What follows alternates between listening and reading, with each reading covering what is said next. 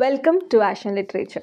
10ാം ക്ലാസ്സിൻ്റെ first unit trials and റൈംസിലെ മൂന്നാമത്തെ ചാപ്റ്ററായ ഫ്രഞ്ച് റോമൻസ് ആൻഡ് കൺട്രിമെൻ നമ്മൾ കംപ്ലീറ്റ് ആയിട്ട് മലയാളത്തിൽ ഓരോ വാക്കും എടുത്ത് എക്സ്പ്ലെയിൻ ചെയ്ത് മനസ്സിലാക്കിയതാണ്. അപ്പോൾ ഇനി വേണ്ടത് അതിൻ്റെ ക്വസ്റ്റ്യൻ ആൻഡ് ആൻസേഴ്സ് ആണ് അല്ലേ. അപ്പോൾ നമുക്ക് ക്വസ്റ്റ്യൻ ആൻഡ് ആൻസേഴ്സ് നോക്കാം. അടുത്ത വീഡിയോ ആക്ടിവിറ്റി അപ്ലോഡ് ചെയ്യുന്നതായിരിക്കും കേട്ടോ. അപ്പോൾ first question, what is occasion of Mark Antony's speech? Mark Antony ഈ പ്രസംഗം പറയാനിടയായ സന്ദർഭം എന്താണ് എന്നാണ് question. Answer, Mark Antony gives this speech at Julius Caesar's funeral. സീസറിൻ്റെ മരണാനന്തര ചടങ്ങ് നടക്കുമ്പോഴാണ് മാർക്ക് ആൻ്റണി ഈ ഒരു സ്പീച്ച് പറയുന്നത്. After Caesar is killed by the conspirators. ഗൂഢാലോചനക്കാരാൽ സീസർ കൊല്ലപ്പെട്ടു. അതിനുശേഷമാണ് ഇങ്ങനെ ഒരു കാര്യം ഉണ്ടാകുന്നത് അല്ലേ. It is spoken in front of the Roman crowd. Roman ജനതയ്ക്ക് മുന്നിൽ വെച്ചാണ് മാർക്ക് ആൻ്റണി ഇത് പറയുന്നത്. Brutus has just spoken to explain why they killed Caesar. ഇതിന് തൊട്ട് മുൻപ് ബ്രൂട്ടസ് ജനത്തോട് സംസാരിച്ച് കഴിഞ്ഞിരുന്നു എന്തിനാണ് സീസറിനെ കൊന്നത് എന്ന്. അപ്പോൾ ഇതൊക്കെയാണ് സന്ദർഭം. ഈ ഒരു സാഹചര്യത്തിലാണ് മാർക്ക് ആൻ്റണി സ്പീച്ച് പറയുന്നത്. രണ്ടാമത്തെ ക്വസ്റ്റ്യൻ നോക്കാം. What is the purpose of the speech? എന്തായിരുന്നു ഈ സ്പീച്ചിൻ്റെ ഉദ്ദേശം ശരിക്കും? Answer, the purpose is to honour Caesar. സീസറിന് മഹത്വം നൽകുക, അതൊരു മെയിൻ ഉദ്ദേശമായിരുന്നു.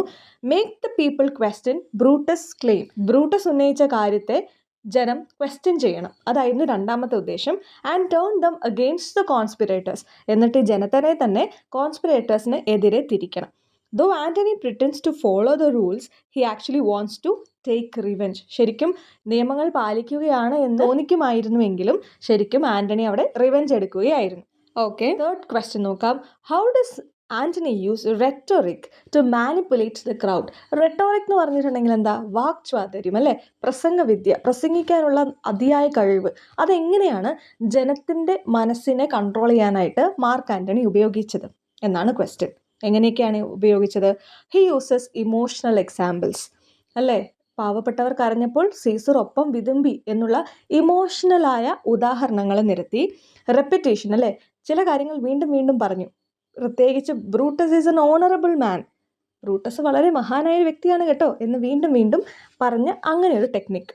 ക്വസ്റ്റ്യൻസ്, ചില ചോദ്യങ്ങൾ അവരോട് തന്നെ ചോദിച്ചല്ലേ. ഇതിൽ നിന്നൊക്കെ സീസർ അംബീഷ്യസ് ആണ് എന്നാണോ നിങ്ങൾക്ക് തോന്നുന്നത്? അങ്ങനെ ജനത്തിൻ്റെ മനസ്സിലേക്ക് കൊള്ളുന്ന ചില ക്വസ്റ്റ്യൻസ് ഉൾപ്പെടുത്തി. ആൻഡ് സർക്കാസം അല്ലേ, ആക്കി പറയുക എന്ന് പറയും സർക്കാസം. അവരെ പുകഴ്ത്തി പറയുവാണ് എന്ന് തോന്നും, എന്നാൽ ശരിക്കും കളിയാക്കുകയാണ് ചെയ്തത്. He cleverly makes the people doubt Brutus by repeating Brutus is an honourable man അല്ലേ. ആളുകളെ ശരിക്കും സംശയം തോന്നിപ്പിച്ചു ആളുകളുടെ ഉള്ളിൽ. എന്ത് പറഞ്ഞുകൊണ്ട്? ബ്രൂട്ടസ് മാന്യനായ ഒരു വ്യക്തിയാണ് കേട്ടോ എന്ന് വീണ്ടും വീണ്ടും പറഞ്ഞുകൊണ്ട്. While giving proof that Caesar was not ambitious. ബ്രൂട്ടസിനെ കുറിച്ച് ഇങ്ങനെ പറയുന്ന അതേ സമയത്ത് തന്നെ സീസർ അംബീഷ്യസ് ആയിരുന്നില്ല എന്ന് അടിവരയിട്ട് എക്സാമ്പിൾ ഇട്ട് പറയുകയാണ് ചെയ്തത്. അപ്പം മെയിനായ പോയിന്റുകൾ ഇവിടെ വരുന്നത്, അദ്ദേഹം ഉപയോഗിച്ചത് emotional examples, repetition, questions and sarcasm. നാലാമത്തെ ചോദ്യം, what does the repetition of the line Brutus is an honourable suggest? ശരിക്കും ഈ ബ്രൂട്ടസ് ഈസ് എൻ ഓണറബിൾ മാൻ എന്ന ആ ഒരു സ്റ്റേറ്റ്മെൻ്റ് അല്ലേ, അത് വീണ്ടും വീണ്ടും ഇതിൽ ആവർത്തിക്കുന്നതായിട്ട് കാണുന്നുണ്ട്. ശരിക്കും അതെന്താ സൂചിപ്പിക്കുന്നത്? Answer, at first it seems respectful. ആദ്യം അത് കേൾക്കുമ്പോൾ എന്താണ് തോന്നുന്നത്? ഓക്കെ, ബ്രൂട്ടസിനെ റെസ്പെക്റ്റ് ചെയ്യുകയാണ്. But Antony says it again and again വിത്ത് അയനി. എന്നാൽ ആൻ്റണി ഇതെന്താണ്? വീണ്ടും വീണ്ടും ആക്കി പറയുന്ന പോലെയാണ് പറയുന്നത് അല്ലേ. നേരെ വിപരീതമാണ്. അയനി എന്താണോ പറയുന്നത് അതിന് നേരെ വിപരീതമാണ് ഉദ്ദേശിക്കുന്നത്. He uses it to make the crowd doubt Brutus honour and intentions. ഈ രണ്ട് കാര്യങ്ങളെ കുറിച്ച് ആളുകളുടെ മനസ്സിൽ സംശയം ഉണ്ടാക്കുക എന്നതായിരുന്നു ആൻ്റണിയുടെ ലക്ഷ്യം. ഒന്ന്, ബ്രൂട്ടസ് ഓണർ, ബ്രൂട്ടസിൻ്റെ മഹത്വം. വീണ്ടും വീണ്ടും ബ്രൂട്ടസ് മഹാനാണ് എന്ന് പറയുമ്പോൾ ആളുകൾക്ക് തന്നെ സത്യത്തിൽ ഇയാൾ മഹാനാണോ എന്നൊരു ചോദ്യം മനസ്സിലേക്ക് വരുന്നു. ആൻഡ് ഇൻറ്റൻഷൻസ്, അദ്ദേഹം സീസറിനെ കൊന്നു എന്ന ആ പ്രവൃത്തി അദ്ദേഹം ന്യായീകരിക്കുകയാണ് ഉണ്ടായത് അല്ലേ. ബ്രൂട്ടസ് എന്തിനു വേണ്ടി? നല്ല ഉദ്ദേശങ്ങൾക്ക് വേണ്ടി എന്നാണ് അദ്ദേഹം ധരിപ്പിച്ചത്. എന്നാൽ അദ്ദേഹത്തിൻ്റെ ഉദ്ദേശങ്ങൾ, ഇൻറ്റൻഷൻസ് ശരിയായിരുന്നില്ല എന്ന് ജനങ്ങളെ ധരിപ്പിക്കുകയാണ് ആര് ചെയ്തത്? ആൻ്റണി. ആദ്യം ബ്രൂട്ടസ് അദ്ദേഹത്തിൻ്റെ സ്പീച്ച് വഴി തൻ്റെ ലക്ഷ്യങ്ങൾ, ഇൻറ്റൻഷൻസ് നല്ലതായിരുന്നു, ശരിയായിരുന്നു എന്ന് ആളുകളെ ധരിപ്പിച്ചു.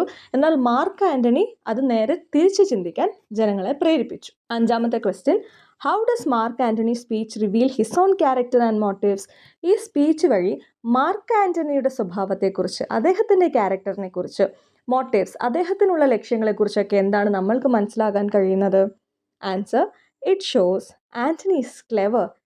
അല്ലേ, ഇതെന്താണ് കാണിച്ചു തരുന്നത്? ആന്റണി ഒരു ബുദ്ധിമാനാണ്, ലോയൽ ടു സീസർ, സീസറിനോട് നല്ല വിശ്വസ്തനാണ്, ആൻഡ് ഇമോഷണലി പവർഫുൾ, ഇമോഷണലായിട്ട് ആന്റണി നല്ല സ്ട്രോങ് ആണ് എന്ന് കാണിച്ചു തരുന്നു. His true motive is to take revenge, ശരിക്കും എന്തായിരുന്നു അദ്ദേഹത്തിൻ്റെ ലക്ഷ്യം? റിവെഞ്ച് എടുക്കുക. And turn the people against the killers of Caesar, എന്നിട്ടോ ജനത്തിനെ ആരാണോ സീസറിനെ കൊന്നത് അവർക്ക് നേരെ തിരിക്കുക. ഇതായിരുന്നു ലക്ഷ്യങ്ങൾ. അപ്പോൾ അദ്ദേഹം ക്ലെവർ ആയിരുന്നു, സീസറിനോട് ലോയൽ ആയിരുന്നു, ഇമോഷണലി പവർഫുൾ ആയിരുന്നു. അല്ലേ, തൻ്റെ ഉറ്റ സുഹൃത്തായ സീസർ മരിച്ചപ്പോൾ ഒരു മൂലയ്ക്ക് പോയിരുന്ന് കരയുകയല്ല ആന്റണി ചെയ്തത്. അല്ലേ, അദ്ദേഹം ഇമോഷണലി പവർഫുൾ ആയതുകൊണ്ടാണ് ഇത്ര വലിയ മാറ്റങ്ങൾ ഈ ചെറിയ സമയത്തിനുള്ളിൽ വരുത്താനായിട്ട് അദ്ദേഹത്തിന് കഴിഞ്ഞത്. ആറാമത്തെ question, what impact does Antony speech have on the crowd? ആന്റണിയുടെ ഈ ഒരു പ്രസംഗം വഴി ആളുകളുടെ ഇടയിൽ ഉണ്ടായ മാറ്റം എന്താണ്? അവരെ എങ്ങനെയാണ് ഇത് സ്വാധീനിച്ചത്? Answer, the crowd goes from being calm to angry and emotional. ആദ്യം വളരെ ശാന്തമായി നിന്നിരുന്ന വളരെ ശാന്തമായി നിന്നിരുന്ന ആ ഒരു ക്രൗഡ് പിന്നീട് എന്തായി? അവർ ആംഗ്രി ആയി, ദേഷ്യത്തിലായി, ആൻഡ് ഇമോഷണൽ, ആളുകൾ വളരെ ഫീലായി, ഇമോഷണലായി, കരയാനായിട്ട് തുടങ്ങി. ദേ ടേൺ അഗെയിൻസ്റ്റ് ബ്രൂട്ടസ്, അവർ ബ്രൂട്ടസിന് നേരെ തിരിഞ്ഞു, ആൻഡ് ദി അതർ കോൺസ്പിറേറ്റേഴ്സ്, കൂടാതെ സീസറിനെ കൊല്ലാൻ കൂട്ടുനിന്ന എല്ലാവർക്കും നേരെയും, ആ ഗൂഢാലോചനക്കാർക്ക് മുഴുവൻ നേരെ ആര് തിരിഞ്ഞു? ജനം. ആൻഡ് സ്റ്റാർട്ട് എ റയോട്ട്, എന്നിട്ട് ഒരു ലഹള തന്നെ ആരംഭിച്ചു, അവരെയൊക്കെ കൊല്ലാനായിട്ട് ശ്രമിച്ചു. അതാണ് മാർക്ക് ആന്റണിയുടെ സ്പീച്ച് ജനത്തിലുണ്ടാക്കിയ ഇമ്പാക്റ്റ്. അവസാനത്തെ ക്വസ്റ്റ്യൻ നോക്കാം. What are the literary devices you notice in the speech?